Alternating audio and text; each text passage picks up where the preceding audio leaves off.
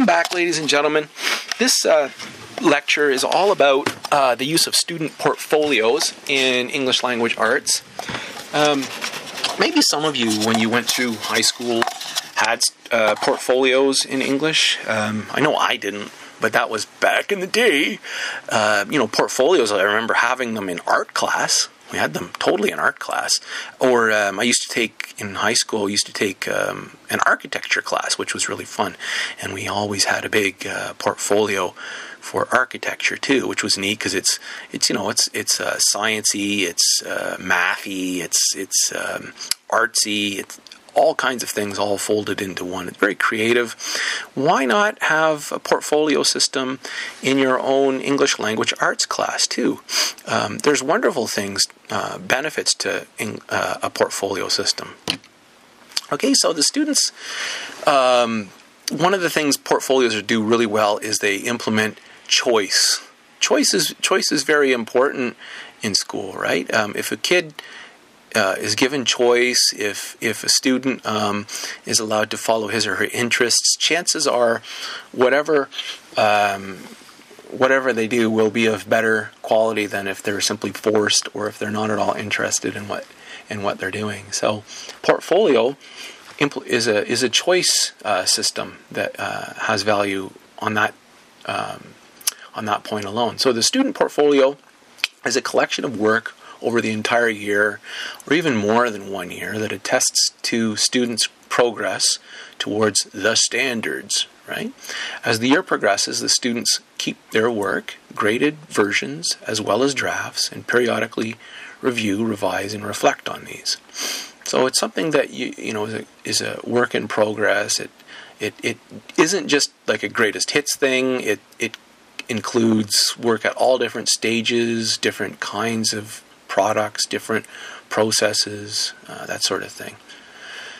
At given points in the year, students present the collection of organized representative examples of work, right? So they present them. They don't just keep them and then hide them away. It's something that they'll show their parents. It's something that they'll show you. It's something that they'll bring out and reflect on.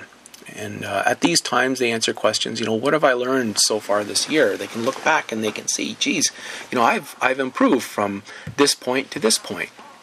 Or what do I need to improve on? The student portfolio isn't just a collection of greatest hits. It can display the worst as well as the best, right? So if the point is to showcase work and challenges and learning, we often learn the most from what didn't go well, right? So, you can even entice the kids. Okay, well, in your portfolio, make sure that you include an example of something that was really hard for you, or something you struggled with, or something maybe that you disliked, or something, these sorts of things. Then it gives them the idea that what they're doing in school isn't just hunting for marks, and it's not just the high marks that count, or it's all, there are other ways of gauging and assessing and self-assessing and understanding the value of the things that they're learning, and portfolios are excellent way of getting kids to stop thinking only about grades as the only thing that matters. So the collection should be rich and diverse in content. It should showcase how a student is reaching towards the standards, but it should do so in a way that allows the student to choose what will be evaluated and what will not. Right, so not everything in a portfolio is going to get evaluated. Right, they're going to get a chance to decide which items in their portfolio you're going to take for marks, say. And I mean, one nice thing about that, ladies and gentlemen, is remember how in an earlier lecture I was saying if you try to mark everything in your class, you're going to kill yourself because you're going to have probably 120, 150 kids a day. That's an awful lot of marking for an English teacher, right? But in a portfolio system, you give them certain benchmarks or certain key points to consider for the selections they make. Suddenly, you've got this big body of work that maybe you've been formatively dealing with all year long, and that you've been coaching them and asking them questions. But at the end of the day, you save yourself a ton of marking because they just pick from within that huge pool, this number of samples that they think, are their best work or the work that they want assessed in that regard. So it saves you a lot of work as well. The collection should be, rich in this way, and it allows the students to choose. In order for students to make good choices for their portfolio, you'll need to ensure that they know what the standards are. All right, so it's really necessary at the beginning of a portfolio system to make sure that the kids are clear what sorts of things you need to include in a portfolio, what sorts of components you're expecting them to show with regards to, say, knowledge base, a skills base, an attitudes base, what sorts of different diverse kinds of components you're looking for, how they're related to the outcomes, that sort of thing. All right, so they have to know what they're doing before they start doing it, in other words. What sorts of requirements you've placed on the depth and breadth of the selections they're to make.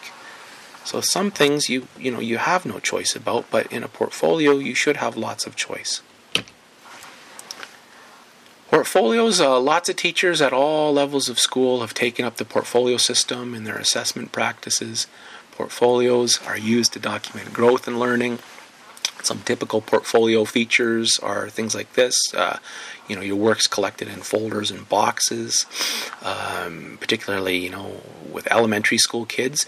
But honestly, you can collect work in the back of your class or on your desk or next to your desk in one of those hanging folder systems. In fact, I've often done that with my non-academic or Dash 2 kids in Alberta here, just because, lots of times keeping a binder with their work in it or something like that, often, I lost it, or I don't know where it is, or it looks like a rat got at it, right?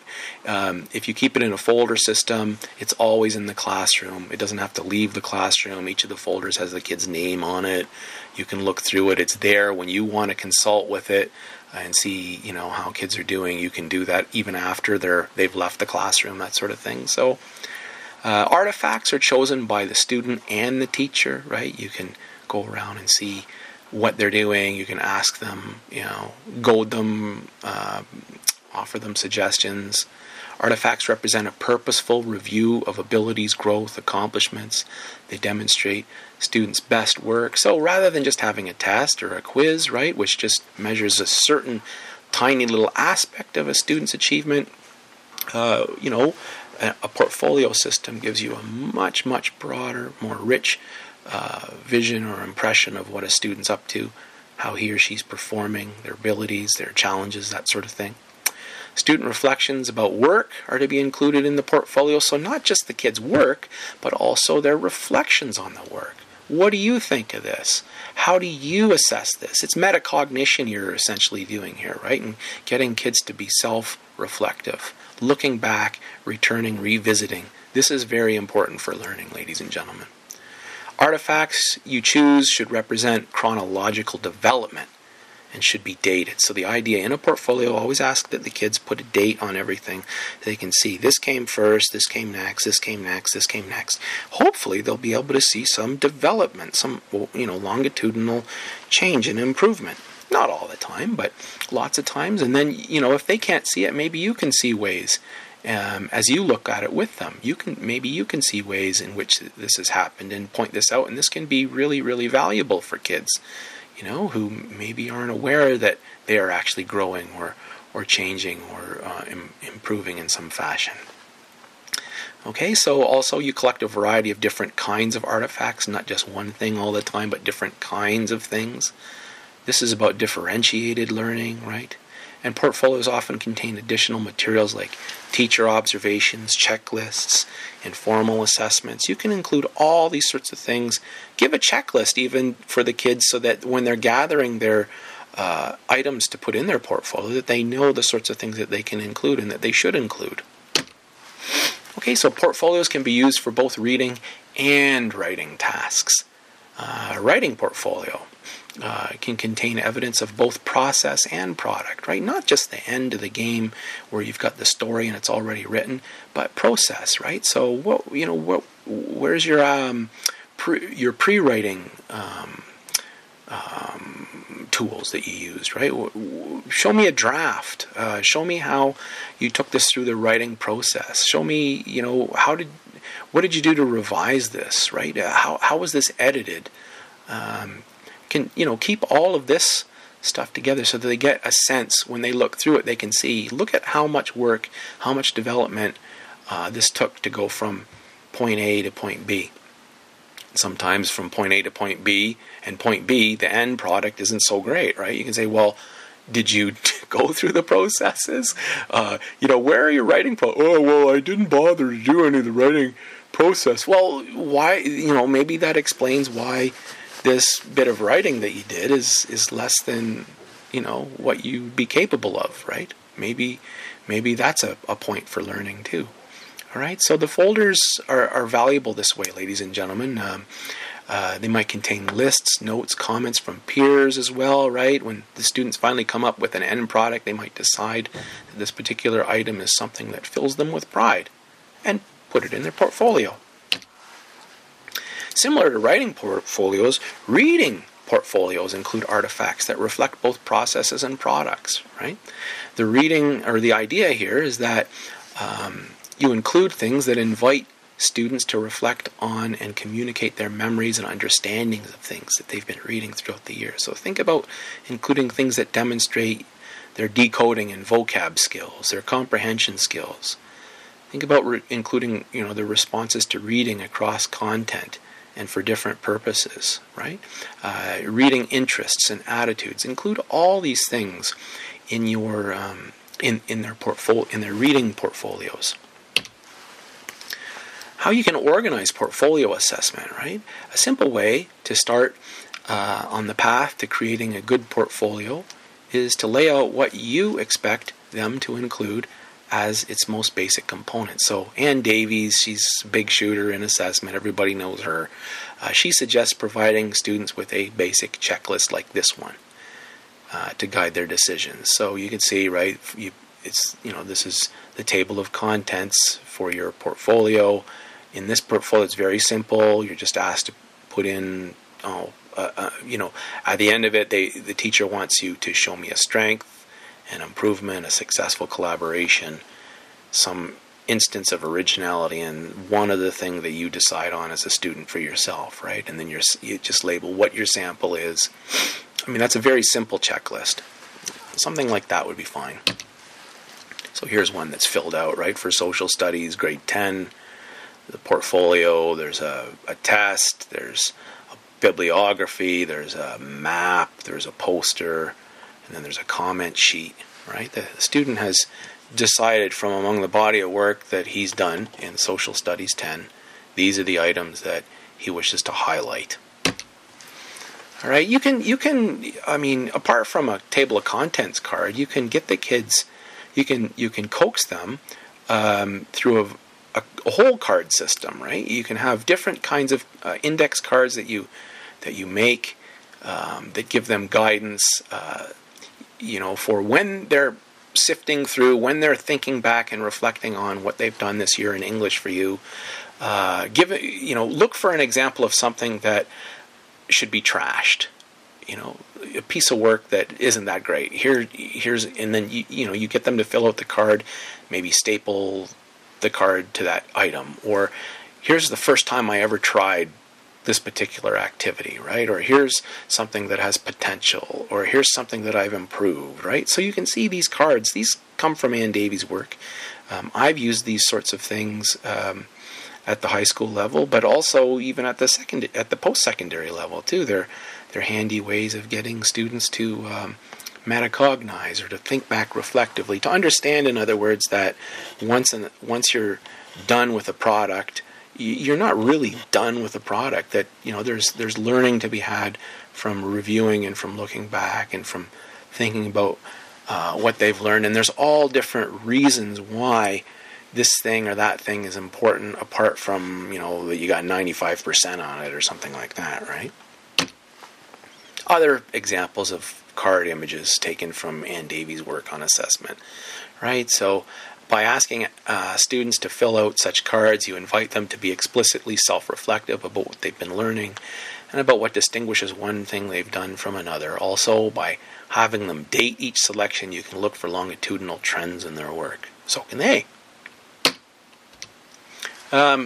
You can invite students to fill out short templated cue cards that explain and date each of their choices. That way, not only will the student's work become the subject of conversation and assessment, his or her thoughts and considerations about that work will also be made the subject for discussion, right? So not just talking about the work, but talking about their thoughts about the work. You see?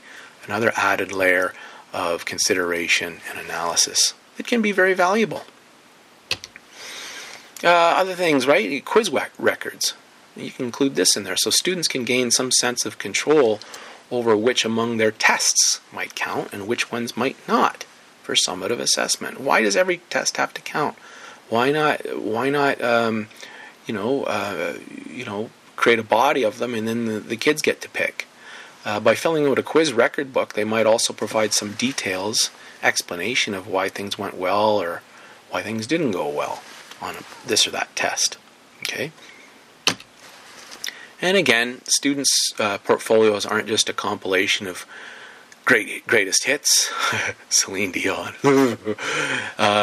They use the portfolio system to invite the students. Teachers should use the portfolio system to invite students to be critical of their own work, to decide what's crap and why, and what was really hard or really easy and why, what might become really good if more effort and attention were given to it, right? So it's not just greatest hits. It's about potential. It's about something that was hard because it was the first time I ever did it, or something that should be trashed, something like that. Gets them thinking in all different rich ways rather than just the mark. And you too can use the cue card system to comment on components of the student portfolios. So here, Ann Davies suggests that such cards might be used not just to comment on individual components, but on the quality of the portfolio overall as well. Right? So there you fill that out, you can stick that in there, staple it to a page or in a pertinent spot. I don't use these. I actually just use sticky notes. I think the cue cards are really helpful because they have prompts for kids, but me as a teacher, I don't need prompts. I've been there and done that. I'm a grown-up. I use sticky notes. So you could do that or not do that. Portfolio assessment. Again, you can see here, here's an item that you can include in a portfolio at the end of it when you're trying to crunch numbers. You can see how it's got different columns, right? It's got a column for self-assessment and it's got a column for teacher assessment, and they're all aligned so that you can see differences in perspective between the student and the teacher. There's room for comments and a final grade. This is a handy item. There's a Likert scale, but it's not just a Likert scale, right? You want to have room for extended narrative feedback of some kind as well. So there's a tool for you, right?